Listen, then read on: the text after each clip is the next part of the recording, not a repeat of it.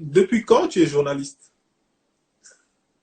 Moi, je suis journaliste depuis 2013, Gorba. Ça fait un petit moment là. Ça commence à faire un 2013, petit ça fait moment. 7 ans maintenant, mine de rien. Effectivement, Mhm, effectivement, ça fait 7 ans. J'ai débuté au sein d'Africa 24, mhm. où je présentais le journal et j'animais des émissions de débat, éco, politique. Enfin, on parlait de pas mal de choses, Ouais. toujours autour de l'actualité africaine. Mhm.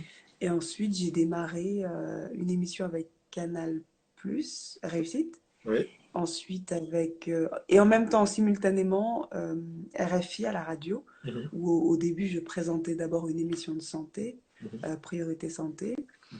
et ensuite France 3, ici en France, où je présente le journal Le Week-end. C'est un journal local. Ok, ok. Mais tu as fait des études en journalisme? J'ai fait des études en politique, j'ai fait haute études politiques, c'est une école genre, je suis peut-être destinée à finir ma carrière en tant que communicante Ah ouais? spécialisée dans la politique. Ok, J'adore ça. ok. Et ensuite, en fait, je me suis formée avec les rédactions via des stages. D'accord, d'accord. Mais c'est quand même bizarre. Des fois, on évolue dans un métier alors qu'on n'a pas forcément vraiment appris cela. Là, je découvre que Mhm, voilà, que tu n'as pas fait des études en journalisme, donc en politique, et là, mhm. tu es journaliste et tu le fais super bien. Comment ça se fait? Merci. À quel moment tu as senti que voilà, tu pouvais être journaliste et tu pouvais faire bien ce métier? Tu sais, moi, et je le dis souvent aux gens, hein, il faut absolument multiplier les stages au sein des rédactions, en tout cas pour le cas des journalistes, c'est au sein des journalistes, au sein des rédactions, parce qu'en fait, c'est là-bas que j'ai appris et que j'ai découvert le métier, tout simplement. Mon Mhm. premier stage, je l'ai effectué à la RTS au Sénégal Ah ouais, en ok. 2012. Ouais, ouais, en 2012. Mhm, Et c'était dans le cadre de la rédaction de mon mémoire de recherche mhm, que j'écrivais sur le discours politique à la télévision. Et mhm. ensuite, j'étais sur le terrain constamment en train de partir en reportage avec mon caméraman, mon preneur de son. Et je partais interviewer voilà, la classe politique sénégalaise, et même les acteurs D'accord, économiques, d'accord. j'ai fait des reportages dessus. Et ensuite, j'ai multiplié d'autres stages ici à Paris. Et c'est comme ça que je me suis dit, il a l'air pas mal ce métier, c'est peut-être fait pour moi. Mhm. Mais Donc, pourquoi tu n'es pas resté au Sénégal? Pourquoi, ou bien c'était... pourquoi je ne suis pas restée au Sénégal? Bonne question.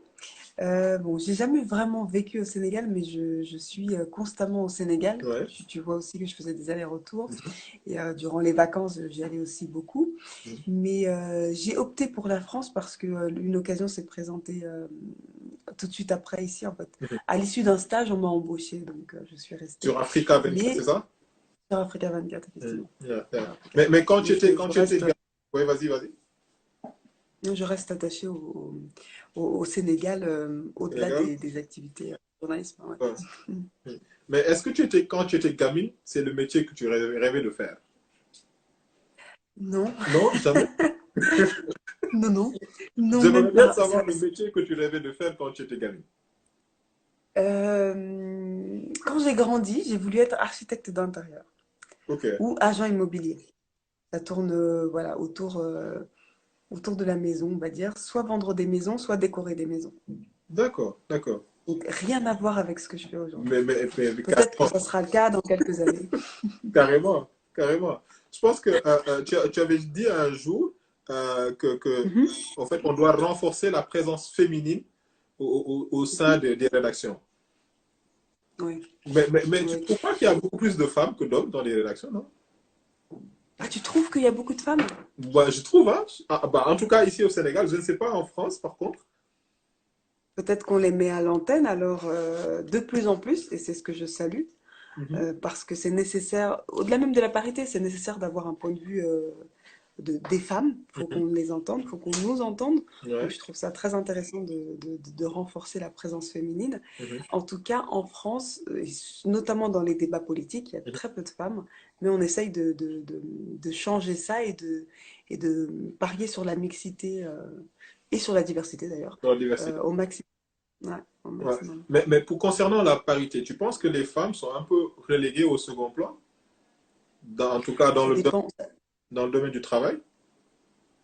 ça dépend dans quel secteur d'activité. Moi, tu vois, j'ai été amenée à faire une émission autour des femmes Mhm, qui évoluent dans la recherche scientifique. c'est très très masculin. Si tu Ouais. vois par exemple dans des laboratoires, c'est très très masculin. Et de plus en plus, il y a des femmes.